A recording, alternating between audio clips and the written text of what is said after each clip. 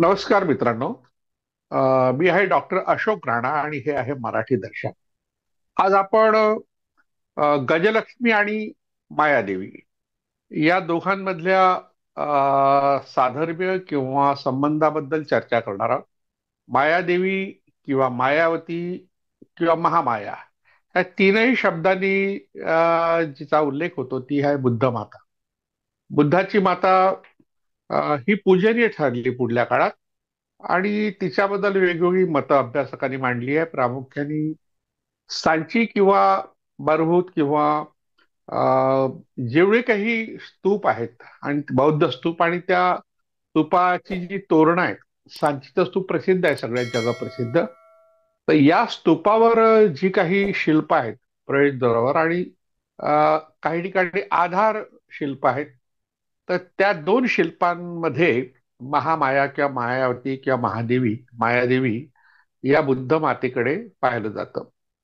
त्यातल्या त्यात शालभंजिका नावाचं जे शिल्प आहे, ते तर बुद्धाच्या जन्माच्या वेळेस महामायेने जाताना रस्त्यावर एका शाल वृक्षाच्या डाळीला धरलं होतं आधार म्हणून.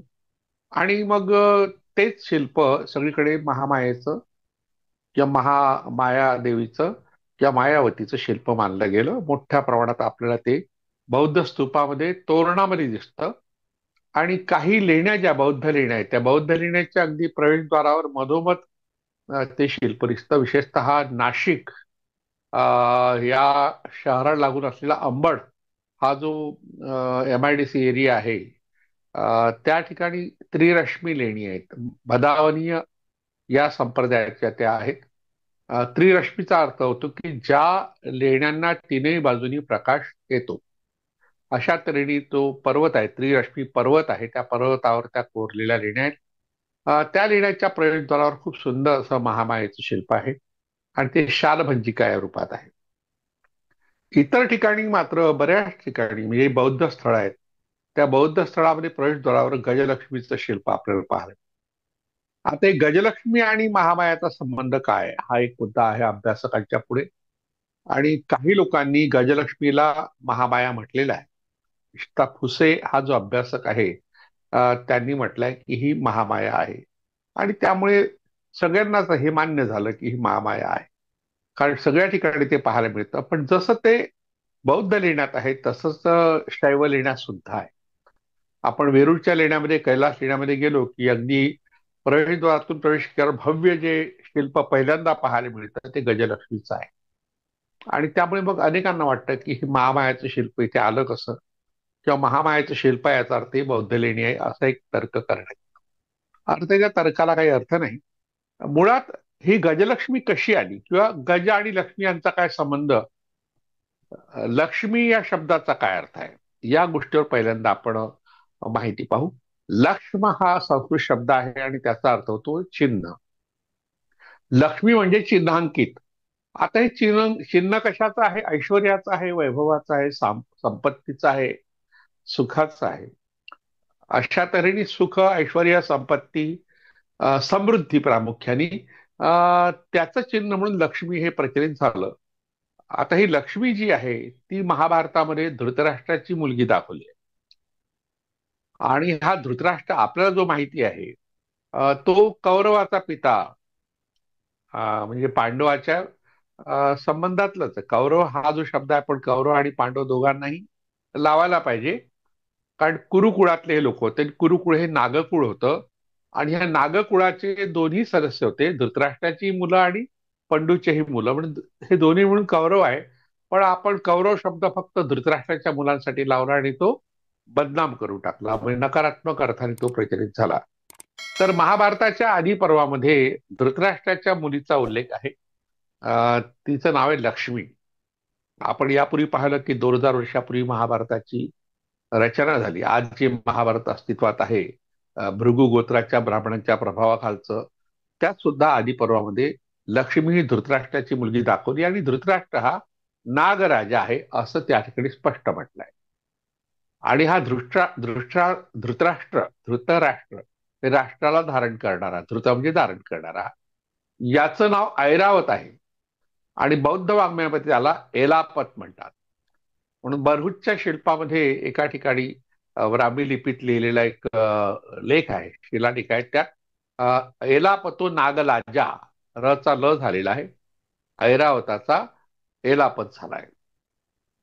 आता ऐरावत हा शब्द ऐकल्याबरोबर आपल्याला तो इंद्राचा हत्ती आठवतो. आता खरं म्हटलं म्हणजे हा हत्ती जो आहे तो ऐरावत आहे. ऐरावत हे नागराजाचं नाव आहे. आणि नाग हा जो शब्द हत्तीसाठी वापरतात आणि नागांसाठी, सर्पांसाठी वापरतात. सर्पांमध्ये जो प्रमुख आहे, प्रभावी आहे, त्याला नाग म्हणतात, ज्याला फणी असतं. आणि जो साधारण सर्प आहे तो सर्प. म्हणजे सर्प शब्द सर्वसाधारण लोकांसाठी वापरतात आणि नाग हा शब्द राजासाठी किंवा मोठ्या पदावर असलेल्या व्यक्तीसाठी वापरतात. नाग हे ज्याचं कुलचिन्ह आहे, सर्प हे ज्याचं कुलचिन्ह आहे, अशा लोकांसाठी हा शब्द वापरला जातो. आता हत्तीसाठी का वापरला गेला हा एक प्रश्न अनेकांच्या मनात असेल, तर त्याचंही उत्तर अभ्यासकांनी दिलंय की हत्ती जी सोंड वर उंचावतो तेव्हा ती नागासारखी दिसते, म्हणून हत्तीसाठी सुद्धा नाग शब्द वापरला. म्हणजे हस्ती नागपूर या शब्दामध्ये आता आपण त्याचा शॉर्ट फॉर्म हस्तिनापूर केला, ज्या ठिकाणी युद्ध झालं, जी पांडवाची कौरवाची राजधानी होती, वगैरे वगैरे. तर या हस्तीमध्ये नाग हा शब्द आहे मुळात, पण ग हा लोप पावलाय आणि हस्तिनापूर शब्द आपण वापरतो. आता हस्ती शब्द तरी कसा आला हा एक मुद्दा आहे आणखी महत्वाचा. हस्ती, हत्तीला का म्हणतात किंवा हत्ती तरी का म्हणतात? हस्ती हा प्रचलित शब्द आहे हत्ती, पण त्याचा मूळ शब्द आहे हस्ती. हस्तीचा अर्थ होतो हात. आता जेव्हा आर्य भारतात आले तेव्हा त्यांनी हत्ती हा पहिल्यांदा पाहिला, कारण त्यांनी ज्या भागात ते राहत होते तिथे हत्ती नव्हता. तेव्हा त्यांना त्याची सोंड जी आहे हत्तीची ती हातासारखी वाटली, कारण तो सोंडेनी झाडाच्या फांद्या तोडतो, सोंडेनी त्या खातो, किंवा कोणाला मारायचं असेल तर सोंडेचा वापर करतो. म्हणून त्यांना असं वाटलं की सोंड म्हणजे त्या हत्तीचा हात आहे, म्हणून त्या अख्ख्या हत्तीलाच त्यांनी हस्ती शब्द वापरला आणि तो शब्द प्रचलित झाला. आजही हत्ती हा शब्द वापरतो तो खरं म्हणजे हात या अर्थात आहे. तर त्याची सोंड जी आहे ती नागासारखी दिसते, म्हणून त्याला नाग म्हटलेलं आहे. आणि जे प्राचीन जे साहित्य आहे प्रामुख्याने पाणिनी जो आहे, पाणिनीनी जे व्याकरण लिहिलं त्या व्याकरणामध्ये किंवा जुन्या काही ग्रंथामध्ये नाग दमन असा एक प्रकार सांगितला. नागाला दमन करणे म्हणजे हत्तीला आटोक्यात आणणे, अशा प्रकारचं एक मंत्रालय प्राचीन काळी होतं. म्हणजे सरळ सरळ हत्तीसाठी नाग शब्द वापरला. म्हणून बरेचदा अभ्यासकांचाही गोंधळ होतो आणि जे अर्धवट अभ्यासक आहेत त्यांचा जास्त गोंधळ होतो आणि त्यांची संख्या आता खूप वाढली आहे. युट्यूबवर सुद्धा ती वाढली आहे. आता हे अर्धवट अभ्यासक फक्त युट्यूबरच आहेत असं नाही. तर नागपूर विद्यापीठात एक मराठीचे प्राध्यापक होते कोणत्या तरी कॉलेजला, आणि ते असं म्हणाले की नागपूर हा जो शब्द आहे तो काही नागासाठी नाही, कारण नागपूर विद्यापीठ किंवा नागपूर महानगरपालिका यांचं चिन्ह नाग दाखवलं जातं, विठोळी घातलेला नाग. तर त्याला त्यांचा विरोध होता आणि ते म्हणाले की हे चुकीचं आहे. नाग शब्दाचा अर्थ हत्ती असा होतो, या भागात हत्तीची संख्या मोठ्या प्रमाणात होती, त्यामुळे हे नाव ठेवलं आहे असंही त्यांनी केलं, कारण त्यांना हत्तीला नाग का म्हणतात हे माहित नव्हतं. आता एवढा विस्तार करायचं कारण असं की ऐरावत जो आहे, जो हो इंद्राचा जो वाहन दाखवला जातं, इंद्राचं वाहन ते हत्ती दाखवलं जातं. आणि त्याला खूप 7-8 सोंडा वगैरे भरपूर सोंड असली की जास्त ताकद. म्हणजे एखाद्याची मुख जास्त असली, एखाद्याला हात जास्त असले की जास्तच ताकद. रावणाला 10 तोंड आणि 20 हात आहे, म्हणजे जास्त ताकद. दुर्गेला 8 हात आहे आणि तोंड तर एकच आहे, पण तरी ताकद जास्त. दत्ताला 3 तोंड आहेत, ब्रह्मदेवाला 4 तोंड आहे, आधी 5 होते, एक गळलं. अशा तऱ्हेने अनेक दैवत जी अनेक तोंड, अनेक हात, अनेक पाय सुद्धा असलेली दाखवतात, त्यातून त्यांची शक्ती तितक्या पटीने वाढली आहे एवढं सांगायचं असतं. आता आपल्याकडे बऱ्याचशा मूर्तींमध्ये पाया काही जास्त दाखवत नाही. रावण दाखवायचा तर पाय 2च दाखवतात, हात मात्र त्याला 20 हात दाखवतात. पण कोकणामध्ये अशी अनेक मंदिरं आहेत ज्यामध्ये एखाद्या देवताला 4 तोंड असतील तर त्याचे दुप्पट 8 हात आणि 8 पाय सुद्धा दाखवतात.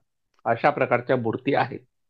म्हणजे लोकांना असं वाटलं की जर त्याला 4 तोंड असतील तर 8 हात असणं स्वाभाविक आहे आणि 8 पाय सुद्धा असणं स्वाभाविक आहे. तर असा हा तर्क प्रत्येकाने केला, आपापल्या परीने अशा प्रकारच्या मूर्ती घडवल्या. आता ही गजलक्ष्मी जी घडवलेली मूर्ती आहे, तिचा जो विस्तार झाला तो मुळात निर्वृती निर्वृतीबद्दल आपण एक भाग पाहिला होता.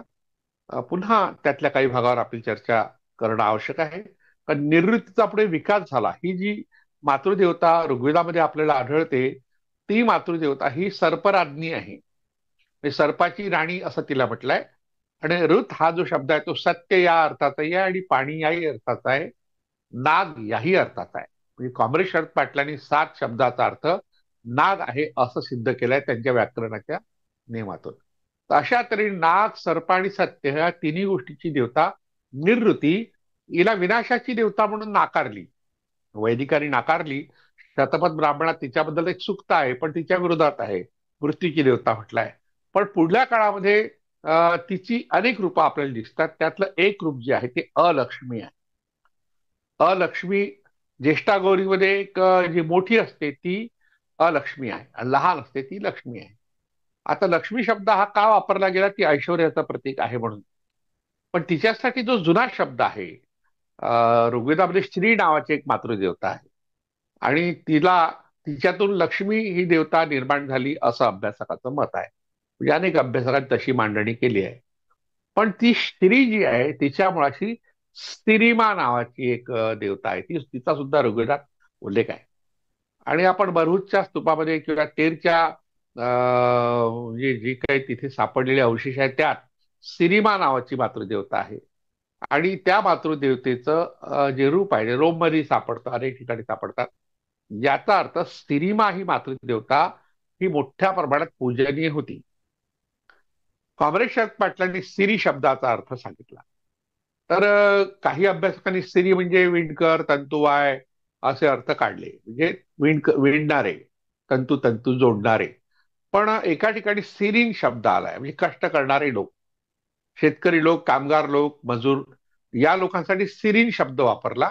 म्हणून कॉम्रेड शरद पाटील म्हणतात त्या सिरीन लोकांची मातृदेवता म्हणजे स्त्री आहे.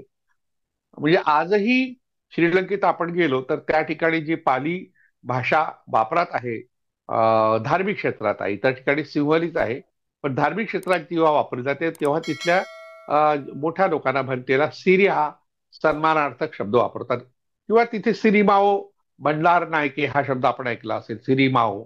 तर सिरी हा शब्द वापरात आहे पाली भाषेत. तर त्याचा अर्थ होतो कष्ट करणाऱ्या लोकांचं नेतृत्व करणारी स्त्री किंवा पुरुष. तर सिरी मा, मा शब्द आई या अर्थाचा आहे. त्यामुळे कष्ट करणाऱ्या लोकांची आई सिरी मा. आणि तिच्यापासून मग वैदिकांनी तिचं रूप बदलून टाकलं, रूपही बदलवलं आणि उच्चारही बदलवला, तो झाला श्री. आणि श्री पासून पुढे लक्ष्मी ही मातृदेवता तयार झाली, अशा प्रकारचं एक प्रतिपादन अभ्यासकांचं आहे. आता ही जी लक्ष्मी आहे, आपल्या महाभारतामध्ये धृतराष्ट्राची मुलगी दाखवली आहे, ती नाग आहे, म्हणजे नागकुळातली आहे. धृतराष्ट्रही नागकुळातला आहे, अर्थातच लक्ष्मी सुद्धा नागकुळातली आहे. आणि कंबल नावाचं एक नागकुळ होतं. म्हणजे कंबल म्हणजे कमळ आपण ज्याला म्हणतो. तर अशा 8 नागकुळामध्ये कंबल नावाचं नागकुळ आहे. आणि लक्ष्मी आपल्याला कमळावर बसलेली दिसते. याचा अर्थ कमळ हे ज्यांचं कुलचिन्ह आहे असा जो नाग समूह आहे. नाग लोकांमध्ये आणखी काही कुलचिन्ह होती. नाग हे मुख्य चिन्ह आहे. पण जेव्हा एखादा कुळ गणावर अधिष्ठित होतो तेव्हा त्याचं चिन्ह गणचिन्ह होतं, सर्वांना मान्य होतं. आणि त्यातले काही घटक आपापली चिन्ह मात्र कायम ठेवतात. त्यात कमळ हे चिन्ह आहे. म्हणून कमळावर बसलेली लक्ष्मी दाखवतात. आता या लक्ष्मीच्या डोक्यावर पाण्याचा वर्षाव करणारे 2 हत्ती 2 बाजूला असतात. आपण जेव्हा महालक्ष्मी पूजन करतो दिवाळीमध्ये, किंवा अशा प्रकारची चित्र किंवा अशा प्रकारची शिल्प सुद्धा आपल्याला पाहायला मिळतात. तर पूर्वीच्या काळामध्ये लक्ष्मीचं चिन्ह हे पंख असलेली देवता असं होतं, मी पाहिलं. किंवा नागपूरकडे सुद्धा अशा तऱ्हेने पंख असलेल्या लक्ष्मी विकतात, त्यात दिवे लावतात. पण आता आधुनिक काळामध्ये लोकांनी आपापल्या परीने लक्ष्मीची रूपं बदलवली. पण ती पैशाची देवता आहे, पैसे देणारी, धनसंपत्ती देणारी आहे. तेव्हा मग ती संपत्ती केव्हा देईल? जेव्हा तिच्या डोक्यावर पाणी ओतलं जाईल. ते पाणी ओतलं म्हणजे काय झालं? पावसाचा वर्षाव झाला. पावसाचा वर्षाव झाला की पीक भरपूर येतं. ते पीक येणं म्हणजे लक्ष्मी होय. हे असा साधा अर्थ आहे, सरळ अर्थ आहे. गजलक्ष्मीचा अर्थ, हे दोन्ही गज जे आहे त्यांना प्राचीन ग्रंथामध्ये म्हणजे बौद्ध ग्रंथामध्ये आणि वैदिक ग्रंथामध्ये इरावान मेघ म्हटलाय. इरावान, इरावान म्हणजे पाऊस वर्षणारे मेघ, असं हत्तीला म्हटलंय. हत्तीसाठी हा शब्द वापरला. आणि मेघ तसेही पाऊस देतातच आपल्याला, पण या हत्तीला ते मेघाचं प्रतीक मानले. बरेचदा मेघ आणि हत्ती यांच्यात सुद्धा साधर्म्य मानलेलं आहे. आता इरावान म्हणजे पाऊस देणारा, म्हणून ऐरावत जो आहे तो पाऊस देणारा, म्हणजे हत्ती आणि नाग दोघांमध्ये साधर्म्य साधणारा शब्द हा ऐरावत आहे. आणि ज्याचा उल्लेख बौद्ध ग्रंथामध्ये एलापतो नागलाचा असा. आता या सगळ्या गोष्टी थोडक्यात जरी मी सांगितल्या असल्या तरी आपल्याला पटायला वेळ लागू शकतो, कारण हे नवीनच वाटेल तुम्हाला, का आपण हे वाचलंच नाही कधी. पण एक लेखमाला जी चित्रलेखामध्ये मी 2009 ते 11 या काळात लिहिली होती, मातृपूजन विश्वभजन, हे नाव ज्ञानेश महारावांनी दिलेलं आहे. तर या नावाची ती लेखमाला होती. त्यात 2 वर्ष मी लेख लिहिले, 106 लेख लिहिले. त्यातला एक लेख जो होता त्याचं शीर्षक आपण आता आता म्हणजे पुस्तकात जेव्हा टाकलं तेव्हा गजलक्ष्मी आणि मायादेवी असं ठेवलं. हे जे पुस्तक आहे, आदिमाया नावाचं जे पुस्तक आहे, त्याच्यामध्ये हा लेख आहे. प्राजक्त प्रकाशननी हे प्रकाशित केलंय. आता भारूतला, बरहूतचा उल्लेख मी केला, त्याला भारूत सुद्धा म्हणतात. सिरिमा या मातृदेवतेच्या हातात कमळ असल्यामुळे तिचं साहचर्य लक्ष्मीशी जोडलं गेलं आणि बौद्ध संस्कृतीत तिला अतिशय महत्वाचं स्थान आलं. सिरिमाला बौद्धांनी स्वीकारलं, नंतर लक्ष्मी हे तिचं नंतरचं रूप स्वीकारलं. नंतरच्या काळात तिला महामाया म्हटलं, की बुद्ध माता म्हटलं, मी बुद्धाची आई म्हणून तिला संबोधलं. तर या शिल्पाच्या समकालीन अनेक ठिकाणी, म्हणजे तेर हे गाव आपल्या महाराष्ट्रातलं आताच्या धाराशिव जिल्ह्यामध्ये आहे, आणि त्या ठिकाणी आपण गेलो तर तिथे एक म्युझियम आहे, लांबतुरे म्युझियम, आणि त्या म्युझियम मध्ये ही मूर्ती आपल्याला पाहायला मिळते. आता ह्या लक्ष्मीला दोन्हीकडे हत्ती दिल्यामुळे गजलक्ष्मी म्हटलंय. आता गजलक्ष्मीचा आणि बौद्ध धर्माचा काय संबंध आहे यावर या ठिकाणी प्रकाश टाकलाय. तर ही कमळावर बसलेली आहे, तिच्या दोन्ही बाजूला हत्ती आहेत, आणि सोबत सुवर्ण मुद्रा आणि बिल्व फळ, बेलाचं फळ, हे सुद्धा तिच्या जवळ आहे. आता तिला हिंदू लोक मानतात. आपण ज्या कैलास लेण्याचा उल्लेख केला ते हिंदू लेणं आहे. पण आता हिंदू शब्दच 8व्या शतकाच्या आधी सापडत नाही, आणि हे लेणं 8व्या शतकातलं आहे. म्हणून पुरातत्व शास्त्रज्ञांनी म्हणा की अभ्यासकांनी त्याला ब्राह्मणी लेणे म्हटलं. वास्तविक चुकीचा शब्द आहे, तो बदलायला पाहिजे. ते शैव लेणे आहे. म्हणजे शैव संप्रदाय, शिवाला मांडणाऱ्या संप्रदायाचं लेणं आहे, त्याला ब्राह्मणी लेणे म्हणायचं कारण नाही. आणि ब्राह्मणी धर्म जो आहे तो मूर्तीपूजेशी संबंधित नाही आहे. लेणा असो, मंदिर असो, हे ब्राह्मणी धर्माचे नाही. ब्राह्मणी धर्मामध्ये यज्ञाचं महत्व आहे, यज्ञाचं अधिष्ठान आहे. यज्ञाने सर्व काही मिळतं, पाऊस सुद्धा पडतो, असं ते यज्ञपूजक म्हणा की यज्ञाचे समर्थक वैदिक मानत होते. म्हणून जेव्हा केव्हा ब्राह्मणी धर्म शब्द वापरायचा असेल तर तो त्या यज्ञविषयक कर्मकांडाशी तो वापरायला पाहिजे. पण चुकून काही चुका झाल्या अभ्यासकांच्या, त्यातली सगळ्यात मोठी चूक की त्या वेरूळच्या कैलास लेण्याला ते ब्राह्मणी लेणे म्हणतात. त्याच्या प्रवेशद्वारात तुम्हाला लक्ष्मी सापडते. तर ही जी लक्ष्मी आहे ही सगळ्या बहुतेक बौद्ध स्थळांमध्ये आहे. सांचीच्या स्तूपामध्ये ती अतिशय सुंदर रेखीव तसं शिल्प आहे. तर त्या शिल्पामध्ये एक रेखीव मोठा घडा असून त्यात कमलनाळ, एक घट दाखवला, त्यात कमळाची नाळ म्हणजे नळी, आणि दोन्ही बाजूनी ते पसरलेला तो भाग त्याचा, मधोमध कमळ आहे, त्यावर लक्ष्मी बसलेली आहे, कमळावर बसलेली, आणि तिच्या दोन्ही बाजूला कमळ आहे. दोन हत्ती समोरासमोर उभे आहेत. आता हत्तीनी अशा तऱ्हेने पाण्याचा वर्षाव करणं म्हणजे ते मेघाचे प्रतीक आहे. पण गोव्यामध्ये, गोव्याच्या म्युझियम मध्ये असं एक शिल्प सापडलंय, लक्ष्मीसारखंच आहे, पण दोन्ही जे हत्ती आहे ते पाण्याचा वर्षाव करत नाही, त्यांच्या हाती घट नाही आहे. तर ते कदंब जे राजे होते गोव्याचे, त्यांचा कदंब नावाचं जे त्यांचं फूल आहे, ते फूल लक्ष्मीला अर्पण करतायत. म्हणजे तिला लक्ष्मी नाही म्हटलंय, कदंबाचं ते एक दैवत आहे. म्हणजे चालुक्याने लक्ष्मीला मानलं, राष्ट्रकुटांनी मानलं, आणखी कदंबानी मानलं, अनेक राज्यकर्त्यांनी मानलं, पण ते काही बौद्ध राज्य नव्हते. तर हिंदूंमध्ये, जैनांमध्ये आणि बौद्धांमध्ये तिन्ही ठिकाणी असं इतकं महत्व लक्ष्मीला का आलं? एक फलक आहे, त्यात फलकामध्ये कमळामध्ये लक्ष्मी उभी आहे, पण तिच्या हातात कमळ नाही. कमळात उभी आहे पण हातात कमळ नाही. वरील शिल्पासारखे दोन हत्ती तिच्या मस्तकावर आपल्या सोंडांची कमान करून उभे आहेत.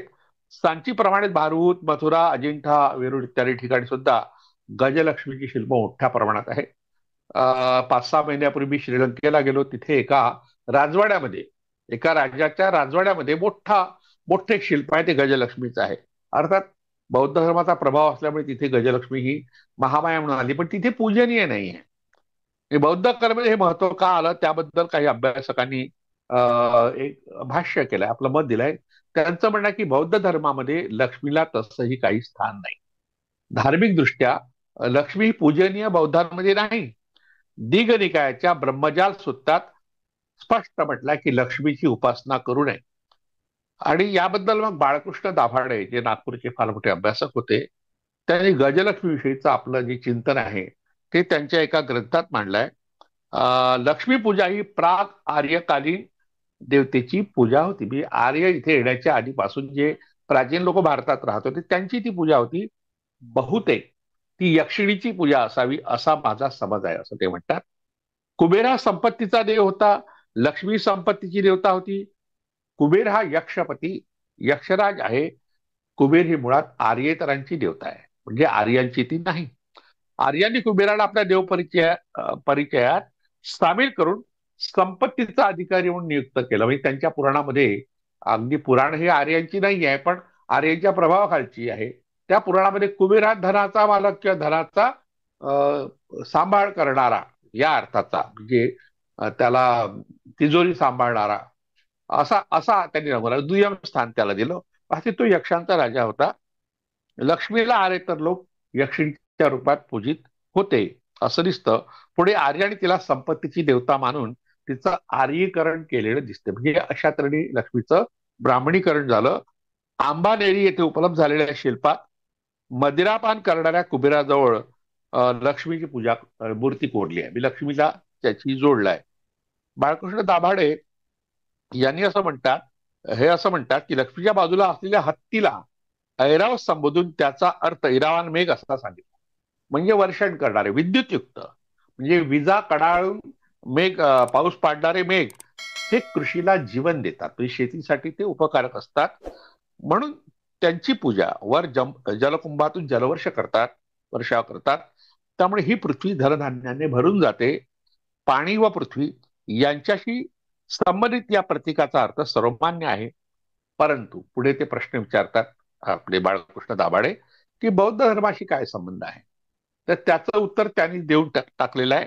ते असं म्हणतात, बौद्ध संस्कृतीमधील गजलक्ष्मी शिल्पांकडे मात्र हिंदूंच्या पौराणिक कथांच्या चष्म्यातून पाहू नये. म्हणजे लक्ष्मीच्या ज्या कथा पुराणामध्ये आढळतात त्या चष्म्यातून या गजलक्ष्मीकडे पाहू नये असं ते म्हणतात. त्यांच्या मते शिल्प जरी सारखं असलं तरी संदर्भ बदलला की त्याचा अर्थही वेगळा होतो. ते म्हणतात, बौद्धांनी गजलक्ष्मीची कल्पना निराळ्याच आशयाने निर्माण केली. वेगळा आशय त्यामागे आहे. भारभूत, सांची, बोधगया, अमरावती म्हणजे आंध्र प्रदेशातलं, इत्यादी बौद्ध केंद्रातून गजलक्ष्मी या देवीचं शिल्पांकन अत्यंत सुंदर रीतीने केलेलं आढळतं. गजलक्ष्मी शिल्पांचं मूळ एका बौद्ध जातकात आहे असं प्रसिद्ध कलातज्ञ विद्वान फुशे यांचं मत आहे. फुशे यांनी जे महामाया म्हणून गजलक्ष्मीला संबोधलं, त्याला त्यांनी कारण दिलंय की ते जातकामध्ये आहे. तर त्यात बौद्ध जातकात गौतम बुद्धाच्या जन्माची कथा वर्णन केली आहे. बुद्ध माता शाल वृक्षाच्या फांदीला धरून उभी असताना अनायासे प्रसूत झाली. या प्रसंगाला अनुलक्षून शालभंजिका शिल्प तयार झाली. बुद्धाचा जन्म झाल्यावर आकाशातून 2 दिग्गज आले. दिग्गज म्हणजे दिशांचं रक्षण करणारे हत्ती, दिग्गज असा तो शब्द आहे. आणि त्यांनी सुवर्ण कलशातून बुद्ध मातेला मंगल स्नान घातलं. ही जातक कथा लक्षात घेता बौद्धांच्या दृष्टीने गजलक्ष्मी या शिल्पांना नवा आशय प्राप्त होतो. म्हणजे जातक कथेत आलेला हा जो आशय आहे त्यामुळे बौद्ध संस्कृतीमध्ये गजलक्ष्मीला स्वीकारलं गेलं. शुंग काळात व तदनंतरच्या काळात बहुजन समाजाला ही बुद्ध जन्माची कथा माहीत होती. कारण बौद्ध धर्माचा प्रभाव त्या काळात फार मोठा होता. 2000 वर्षापूर्वी ही कथा माहीत होती. या घटनांवर त्यांचा विश्वास होता. त्यामुळे त्यांना गजलक्ष्मीचं शिल्प पाहताच बुद्धाच्या मातेचा साक्षात्कार होत असे. हे विधान वस्तुस्थितीस धरूनच होईल. म्हणूनच या शिल्पाचं वैपुल्य बौद्ध शिल्पात आढळून येतं. ही गोष्ट लक्षात घेतली तर बौद्धांच्या शिल्पातील गजलक्ष्मी हे प्रतीक गौतम बुद्धाच्या मातेचंच असलं पाहिजे हे पटू शकेल असं ते म्हणतात. बाळकृष्ण दाभाडे अक्षरशोध नावाचा त्यांचा हा ग्रंथ आहे. आता तो पुन्हा त्याची आवृत्ती निघाली आहे. 78-79 या पानावर त्यांनी हा संदर्भ दिलाय. आता बुद्धमाता मायादेवी तिचा संबंध खरं म्हटलं म्हणजे शालभंजिका या शिल्पाची सरळ सरळ थेट आहे. आणि शालभंजिका हा एक खेळ आहे. म्हणजे फांदीशी खेळणं धरून, हा मुलींनी खेळायचा खेळ, स्त्रियांनी खेळायचा खेळ. पण आता गर्भार असताना आपली बुद्धमाता तसा खेळ खेळेल असं नाही. तर याबद्दल बाळकृष्ण दाभाडे यांनी गजलक्ष्मी व बुद्धमाता मायादेवी यांच्यामधील नातं सांगताना शालभंजिका शिल्पांचाही उल्लेख केलाय. या शिल्पांच्या निर्मितीमागे बौद्ध जातकामधील बुद्ध जन्माच्या कथांचा संदर्भ असल्याचं ते सांगतात.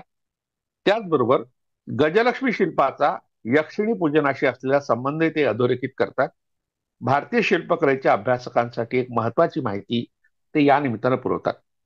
कारण की या विषयावर म्हणावं तितकं चिंतन व संशोधन अजूनही झालेलं नाही. अजूनही संभ्रम आहे अभ्यासकांमध्ये. यक्ष संस्कृती व तिचा बौद्ध संस्कृतीशी असलेला संबंध हा केवळ काही अभ्यासकांच्या चिंतनाचा विषय राहिलेला आहे. सर्वसाधारण लोक व सामान्य अभ्यासक याने गूढ, अनाकलनीय, भयकारी शक्ती म्हणून यक्षांकडे पाहिलं. डॉक्टर दाभाडे यांनी ज्या आत्मीयतेने सातत्याने या विषयावर संशोधन आणि लेखन चिंतन केलं तसं त्यांच्यापूर्वी मराठी भाषेत कुणी केलं नव्हतं. त्यांच्यानंतर मात्र डॉक्टर रामचंद्र चिंतामण ढेरे यांनी मराठी वाचकांचं लक्ष या विषयाकडे वळवलं. नीरज साळुंके हे मोठे अभ्यासक आहेत. त्यांनी सुद्धा आणखी सखोल अभ्यास त्याविषयी केला.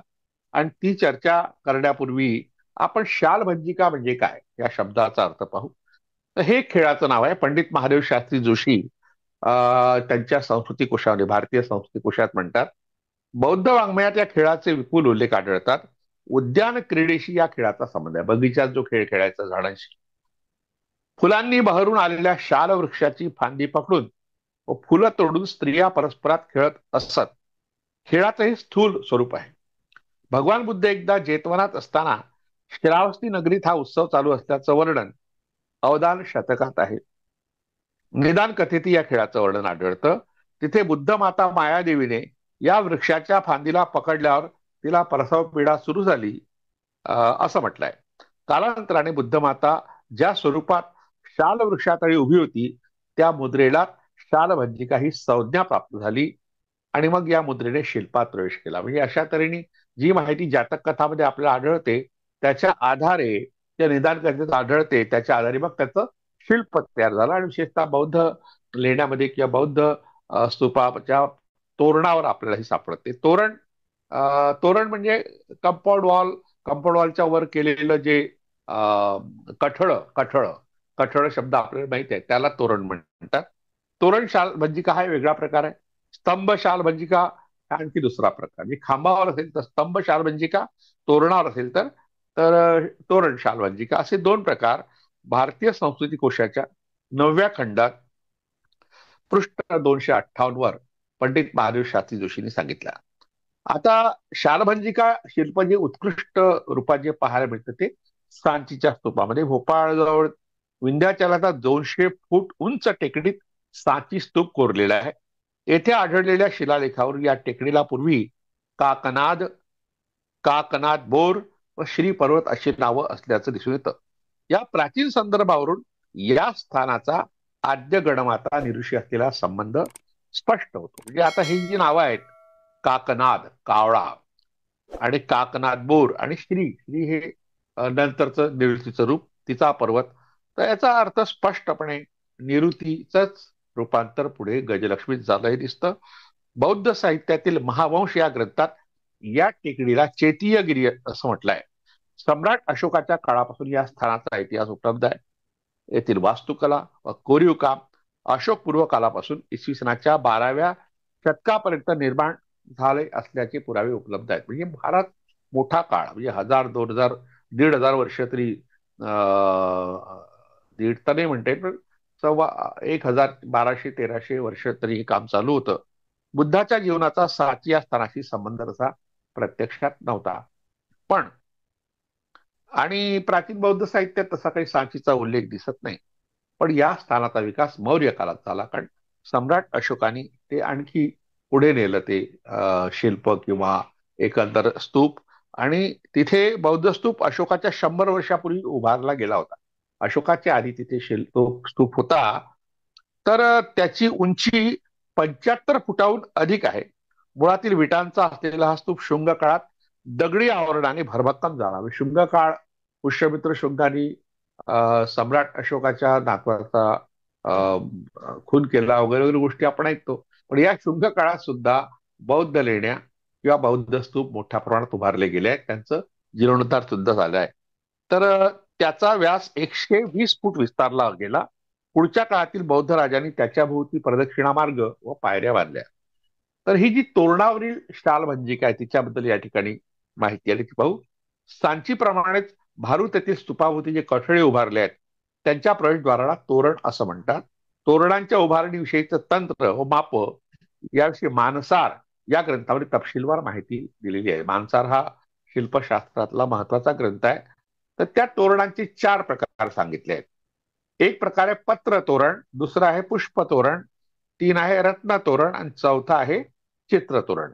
या ज्या तोरणावर पानं, फुलं, रत्न, देवता, यक्ष, किन्नर, मकर, मासे, सिंह इत्यादी आकृती कोरल्या जातात त्याला तोरण म्हणतो. आणि त्याचे जे 4 प्रकार आपण पाहिले, तर त्यावर तोरणांचे प्रकार ठरवण्यात आले. वरील 4 प्रकाराव्यतिरिक्त जाल तोरणाविषयीचा उल्लेख रामायणात आढळतो. रामायणात सुद्धा तोरणांचा उल्लेख आहे. या तोरणामध्ये 2 स्तंभावर तेहेरी कमानी बांधून मधल्या जागेत नक्षीदार जाळी कोरलेली असते. सांची व भारूत येथील तोरणांवर बुद्धाच्या जीवनातील प्रसंग कोरले आहेत. त्यात कुठे बुद्धाची मूर्ती कोरली नाही. त्याऐवजी बुद्धाचे चरण, आसन, बोधिवृक्ष, धर्मचक्र ही प्रतीक कोरण्यात आली आहे. आता हे धम्मचक्र किंवा आसन हे बुद्धाचंच प्रतीक आहे. थेरवाद किंवा ज्याला हिनयान म्हणतात त्या संप्रदायामध्ये बुद्धाची मूर्ती निर्माण करण्याची प्रथा सुरू झाली नव्हती. पुढल्या काळात महायानाने ती केली. तर त्याच्या आधी ती मूर्तीच निर्माण करू नये अशा प्रकारचा एक संकेत होता. कारण बुद्धाच्या काळात बुद्धाची मूर्ती त्यांच्या एका अनुयायांनी केली होती. बुद्धांनी ती मूर्ती फोडायला लावली की त्याची त्याची पूजा होईल. अशा तऱ्हेने मूर्तीपूजेच्या विरोधात असलेल्या बुद्धाची मूर्ती हिनयान पंथाच्या काळात निर्माण झालेली. म्हणजे जेवढी काही लेणी आहेत आपल्या महाराष्ट्रातील हिनयान लेणी आहेत त्या ठिकाणी तुम्हाला बुद्धाची मूर्ती आढळत नाही. तर हे सगळी तोरणं किंवा स्तूप हिनयान पंथाचे आहेत. या तोरणांच्या वैशिष्ट्यानुसार बुद्ध चरित्रातील काही प्रसंग त्यावर कोरलेले आहेत. सांची येथील तोरणं जगभरातील अभ्यासकांच्या आकर्षणाचं केंद्र आहे. ती मोठ्या स्तूपाच्या 4ही बाजूने असून 34 फूट उंच आहे. इतर ठिकाणच्या तोरणाप्रमाणे ती तोरणं अंतर्वक्र नसून, अशी वाकलेली नसून चौकोनी केलेली आहेत. त्यांचे स्तंभही चौकोनी आहेत. या स्तंभांना सिंह, यक्ष आणि हत्ती यांनी आपल्या मस्तकाच्या आधारे तोलून धरलाय असं भासवलंय. एकमेकांपासून वेगळ्या अशा 3 दगडी पट्ट्यांची शिल्प या तोरणाच्या माथ्यावर बसवलेली आहेत. 2 फलकांच्या मध्ये दगडी खुंट्या बसून त्यांचं वेगळेपण दर्शविलं आहे. अशा तऱ्हेने 4ही बाजूंच्या तोरणावर वेगवेगळ्या शिल्पकृती कोरलेल्या आहेत. साचीच्या तोरणावर काय काय आहे त्याबद्दलची माहिती पाहू आपण. इथे कोरीव कामाचा उत्कृष्ट आविष्कार असं हे तोरण आहे. त्यात बोधिवृक्ष असून सम्राट अशोक, त्याची राणी व राजपुत्र त्याखाली बुद्धाची पूजा करताना दाखवले आहेत. या तोरणावर बुद्धाचे महाअभिनिष्क्रमण, काश्यप ऋषींची कथा इत्यादी कथा शिल्प कोरली आहेत. सर्वात प्रथम बनवलेल्या येथील दक्षिण तोरणावर कमलवनातील लक्ष्मी, सम्राट अशोकाची रामग्रामाची कथा यात्रा, बुद्ध प्रतीकाच्या उपासनेची दृश्य असून एका शिल्पात नृत्य करणाऱ्या नर्तकीचं दर्शन घडवलंय. बुद्धाच्या मूर्तीऐवजी बुद्धाची प्रतीक आहेत. येथील पश्चिम दिशेच्या तोरणावर हत्तीने केलेली बोधिवृक्षाची पूजा, बुद्धाच्या अस्थीसाठी त्यांच्या अनुयायांमध्ये झालेले युद्ध, महाकपी जातक इत्यादी शिल्प कोरली आहेत. उत्तरेकडील तोरणावर वेसांतर जातक, माराने बुद्धावर केलेलं आक्रमण, जेतवनाचं दान इत्यादी प्रसंग आहेत. या तोरणाच्या माथ्यावर मध्यभागी एक चक्र आहे, तर दोन्ही बाजूंना त्रिशूलाकार शिल्प आहेत. त्याच्या मधोमध एक चक्र आणि त्यावर त्रिशूल आहे. त्यात 2 अधमुख कमळ असून त्यापैकी 3 पाकळ्या दिसतात. यातील त्रिशूल हे बौद्ध तत्वज्ञानातील त्रिरत्न या संकल्पनेचं प्रतीक आहे. या तोरणांच्या कोपऱ्यात यक्ष यक्षिणीची शिल्प कोरली आहेत. नागशिल्पांनी ही तोरणं सुशोभित केली आहेत. एका शिल्पात सरोवरातून नाग बुद्धपूजेसाठी बाहेर येताना दाखवलेला आहे. एका शिल्पामध्ये नागराजा प्रसन्न मुद्रेने बसलेला असून त्याच्या राण्या त्याच्याजवळ बसलेल्या दाखवलेल्या आहेत. एक नर्तकी त्याच्यासमोर नाचत आहे असं हे दृश्य एका तोरणावर आहे. तोरण अर्थात प्रवेशद्वारावर येणाऱ्याचं स्वागत करण्यासाठी कोपऱ्यात कोरलेल्या शालभंजिका हे सांची येथील स्तूपाचं एक महत्वाचं वैशिष्ट्य आहे. त्यांना वृक्षिका किंवा यक्षी या नावानेही संबोधलं जातं. शाल म्हणजे सागाचं झाड. सागाच्या झाडाच्या फांदीला धरून उभी असलेली असा शालभंजिका या शब्दाचा अर्थ होतो. तोरणाशी संबंधित ती तोरण शालभंजिका, तर स्तंभावर कोरलेली ती स्तंभ शालभंजिका, असे दोन प्रकार प्रामुख्याने शालभंजिकेचे आहेत. बुद्ध माता मायादेवीला उद्देशून ही शिल्प तयार केली असावी असं मानलं तर या ठिकाणी त्यांना दुय्यम स्थान आहे. म्हणजे ते पूजनीय नाही, त्याला महत्व नाही. त्यांच्या पुष्ट स्तनांवरून तसंच उठावदार योनीवरून त्या मातृदेवता होत्या हे स्पष्ट होतं. आंब्याच्या झाडाच्या फांदीभोवती आपला हात गुंफून डाव्या हाताने वरची फांदी पकडलेली एक मातृदेवता कला रसिकाच्या आकर्षणाचं केंद्र बनलेली आहे. तिचा सागाच्या झाडाशी काहीही संबंध नाही, तरी तिला शालभंजिका म्हटलंय. तिला आम्रपाली असं म्हणायला हवं. आम्रपाली बुद्धकालीन गणिकेचं नाव होतं. ती बुद्धाची उपासिका होती. तिला गणिका असं म्हटल्यामुळे तिच्याकडे पाहण्याचा दृष्टिकोन वाईट झाला. वास्तविक या शब्दाचा अर्थ गणमाता असा. गणिका म्हणजे गणमाता. आता ह्या गणमातेची माहिती पुढल्या काही लेखांमध्ये आलेली आहे. ज्यांना विस्तृत अभ्यास करायचा आहे त्यांनी प्रारंभी म्हणजे एक बाळबोध अशी माहिती जी आहे ती आदिमाया या माझ्या पुस्तकात आलेली आहे. पण इतर आणखी अभ्यास करायचा असेल यक्षांवर खूप पुस्तकं उपलब्ध आहेत. शालभंजिकर सुद्धा पुस्तकं उपलब्ध आहेत. इंग्रजीमध्ये आहेत, हिंदीमध्ये आहेत. मराठीत आपल्याला हे आढळणार नाही. म्हणजे मराठीला अभिजात भाषेचा दर्जा मिळाला असला तरी मराठीमध्ये अशी बरीच माहिती आजही उपलब्ध नाही. त्या मानाने आपण थोडेसे दुबळे आहोत. तर या ठिकाणी शालभंजिका आणि महामाया यांचा असलेला संबंध, विशेषतः गजलक्ष्मी आणि महामाया यांचे असलेला संबंध याविषयी थोडक्यात माहिती आपण पाहिली. अलीकडे काही लोक यावर वाद करतात. त्यांनी वाद न करता मुळातून अभ्यास करावा आणि मग ठरवावं. आणि प्रामुख्याने बौद्ध धर्मामध्ये गजलक्ष्मीची पूजा करू नये किंवा लक्ष्मीची पूजा करू नये असा स्पष्ट संकेत आहे. ही गजलक्ष्मी वैभवाचं प्रतीक आहे, संपत्तीचं प्रतीक आहे, धनाचं प्रतीक आहे, पिकाचं प्रतीक आहे, ऐश्वर्याचं प्रतीक आहे.